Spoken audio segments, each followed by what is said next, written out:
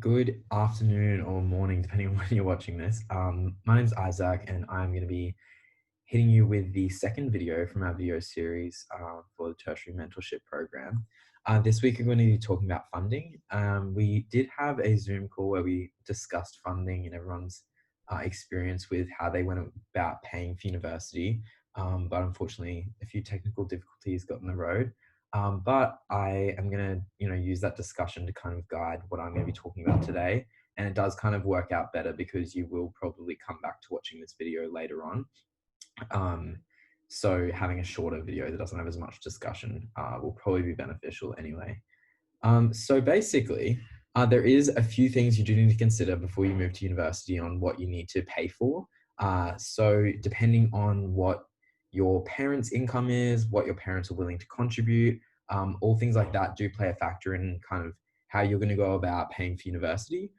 So for the first kind of thing you need to consider, and what we talked about was scholarships. So who I was discussing it with Indy, who goes to USC, and Tian also, who goes to QT. Tian got a equity scholarship at QT, which pays for all of her textbooks and also gives her $3,300 cash per year for spending. Indy has his whole degree paid for, plus spending money. I think he got about 4 different scholarships, which the links to those will be in the description. And yeah, he uses scholarships to completely fund his university experience. So that's a kind of unique situation that he's in, but it is possible to kind of pay for university just using scholarships. So first thing we kind of discussed was you just need to have a look at all the application dates, make sure you're not losing any dates. I'd be looking that up straight away. So scholarships is something you can do right now. Even this holidays that is coming up, just have a look for scholarships, and not just university scholarships. Have a look at scholarships that are government scholarships as well. So there might be government scholarships, organizational scholarships. I know a few people who have their degrees paid for by a company. I think degree expenses aren't something you should be worried about because we do have a good system in Australia where we have a HEX and you just pay it back. It just goes up with inflation, but your income ideally will go up with inflation too. So you're not stressing about extreme interest rates and things like that. So yeah, I would say look into all different types of scholarships. And we also mentioned that you don't have to decide your university course before you apply for the university scholarships. So you can apply to multiple university scholarships and see kind of which university gives you the most. Because I had a bit of a misconception when I was in high school that I could only apply to the one university scholarships, which isn't correct. So I only applied to UQ because I knew that's where I wanted to attend, and I felt fairly confident I was going to get in. So that's kind of the only place I kind of looked at. But if you're more worried about money and scholarships, definitely look into other university options because some universities hand out scholarships easier than others. And yeah, every university has different scholarships available. There's also accommodation scholarships. So at UQ, there's 10 different colleges. So you can apply to college accommodation scholarships. I know there's little like residential housing and stuff that sometimes give scholarships, but especially colleges. You can live anywhere. You can go to any university in Brisbane and live at a UQ college. You don't actually have to go to UQ. You can go to any Brisbane university and you are able to do it through that. So I know Tian has a bursary that pays, I think, $3,000 or $4,000 off of her college tuition per year. And I know my college has a few $2,000 discounts, but that might not sound like a lot when you're paying about $20,000 a year to go to college. But it is kind of helpful because every cent counts, especially when you're kind of money stricken. And also, I think it's important to mention you don't have to be extremely smart, sporty, or well off, or not well off to get a scholarship. There's scholarships for being regional. There's very random scholarships that just help people that are not in the best situation. And you don't have to be extremely not well off. I know someone who's comes from pretty middle class family, got very average ATAR results and isn't sporty at all and has a scholarship. So just look into scholarships and see which ones you think you'd be applicable for. I know some of the I know USC, we're discussing USC and CQU, you just apply to the university and they kind of allocate you to the scholarship that suits you most. Whereas I think at UQ, you've got to apply specifically. Don't forget those government scholarships as well. They're not university specific, so you can go to any university and get a government scholarship. I definitely look into that.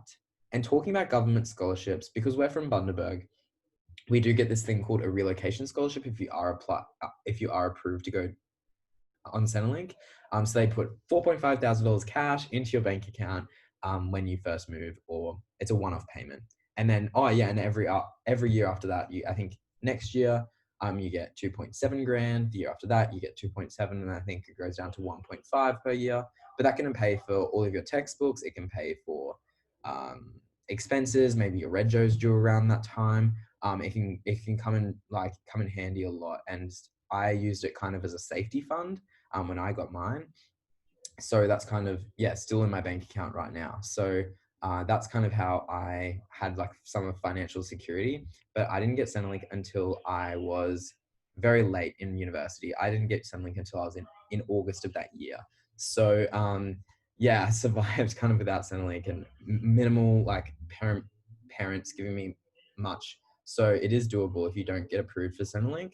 But yeah, that is really useful to know because generally most people can be approved for Centrelink, and you get different amounts. So I think the maximum is $300 a week, and then I get 150. But my parents earn a fair bit of money, so it just depends. And ideally, your parents' income makes up the rest. But when you apply, it also takes into consideration how many other siblings you have, whether your parents own their home, things like that. So it actually does do a kind of a needs test, because I know although my parents earn a little bit more, we don't own a house. I've got two other sisters. Things like that do matter in their consideration. They don't just consider the income and that's it. So there's this misconception that your parents need to be dirt poor for you to get Centrelink, and that's definitely not true. Um, but yeah, definitely we're going to be talking about, yeah, when we do the one-on-one mentoring later on, we're going to be talking with you about how to apply for Centrelink and making sure you've applied. Because as soon as you know which accommodation you're going into, you can already apply for Centrelink and get the application started. So once you kind of know how much Centrelink you're going to be in for, start like breaking it down into week by week or fortnight by fortnight what you need. So for me, I picked a really expensive accommodation option. I live at college on campus at UQ, which is kind of probably the most expensive accommodation option you can go for. And it's funny because that probably isn't what should have suited my budget, but I knew it's kind of the experience that I wanted, and I wanted to have that experience.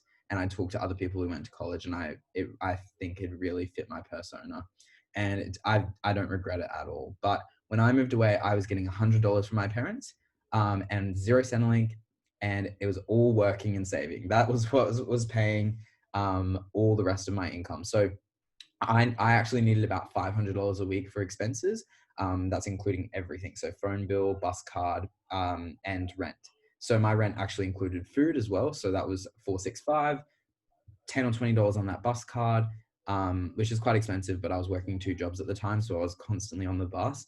And then my phone bill, which was like 25 a week or 20 a week or whatever. So that's something to consider. And yeah, I did that without Centrelink at the start and without much. My parents paid 100, and this year they do pay more than 100. So I'd also mention, if your parents are apprehensive about giving you money, there's other ways they can help. So say you're staying in a share house, they can say buy meat or things like that, because those things add up a lot. I was a first generation university student. So when I was talking to my parents about potentially coming to university, or if they were going to give me money, it caused quite like a drama, because they didn't think that I needed any support. They didn't consider that I wouldn't be needing any money from them. And then, yeah, eventually they started giving me even more than $100. So I think they kind of understood when I went back for quarantine how much work you actually have to do to go to university.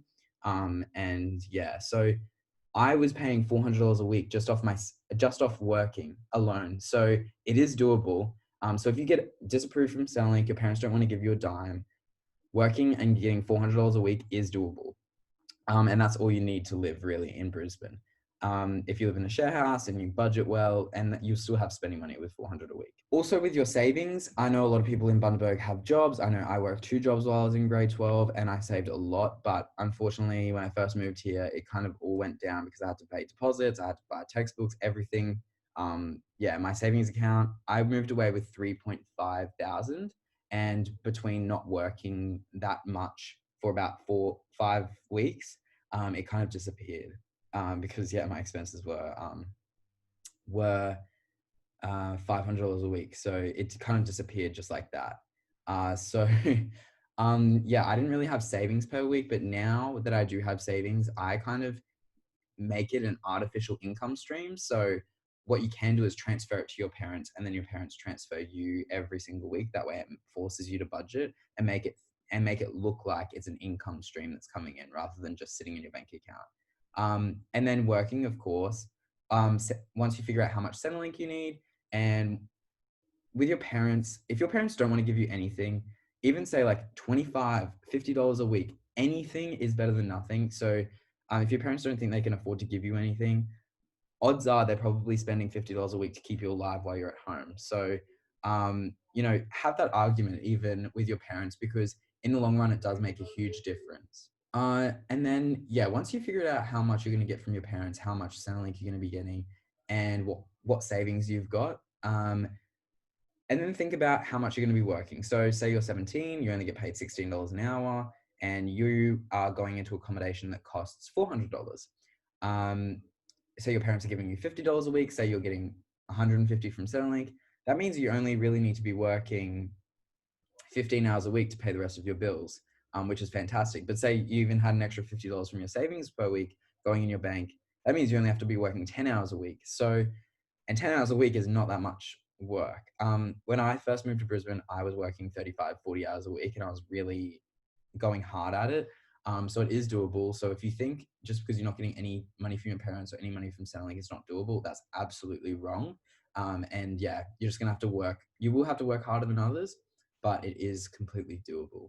And on that note about working, the last thing you need to consider is finding a job. So once you've got that budget sorted, how many hours will you need to work?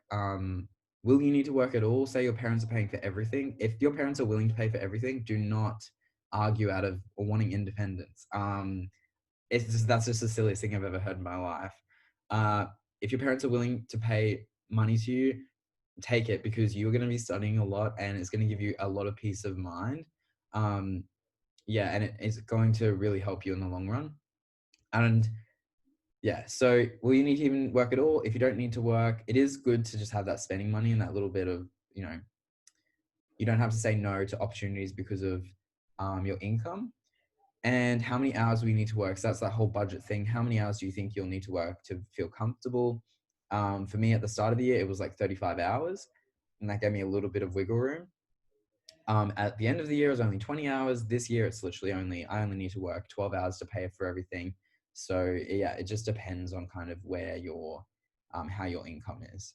When should you start applying for jobs? So while you're in Bundaberg, unless you're applying for an intercompany transfer, so say you work for Kmart or KFC or Macca's or wherever, you can apply for a transfer to Brisbane, and then they'll just put you in a Brisbane store. Ideally, if you're a good employee and there is availability in Brisbane, because there's a lot of chain stores in Brisbane, so you're bound to kind of get put in one of them. If not, I would almost hold off applying online for anything, and I would move down to Brisbane a few weeks before university starts and just hand out physical resumes like they're going out of fashion. Like, I just handed out ridiculous amounts of resumes. And yeah, eventually I found 3 jobs when I moved down here. Ended up continuing with 2 of them, ended up working one of them by half the year because I was able to quit the other one because my financial situation changed. And yeah, and that's kind of how I kind of afforded everything. And getting a job, I think what you might not realize is it's a kind of normal thing at Bundy High to have a job. I think it's unusual when someone doesn't have a job. But in Brisbane, a lot of students don't work while they study. They're completely focused on university, or their part-time job is tutoring or coaching, which isn't really, a job per se. So it is quite easy to find a job in Brisbane, and anyone that tells you it was hard to find a job wasn't looking hard enough. Um, yeah, that's just the honest truth, honestly. If you've worked before, you're not going to have an issue finding a job. And yeah, if you think having an issue finding a job, look harder because there's a lot of stuff available. Beggars can't be choosers kind of mentality is definitely what you should go for when you move. But yeah, they're all the things you should consider when you're moving away. Once you figure out this budget, you can start thinking about other elements like accommodation when you're moving to Brisbane. So yeah, this whole budgeting thing, figuring out what all the elements come together. Oh, also scholarships in here. Um,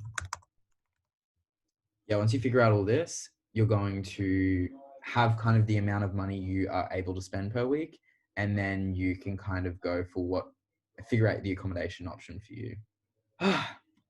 Lots of talking. I hope that was useful to you guys. I'm sorry it wasn't a discussion. We had the recording kind of cut off on us, but I think it is better that it is a bit shorter. That way you can kind of come back to the video and watch it quickly. uh, I will see you guys next week when we're going to be talking about accommodation. Thank you.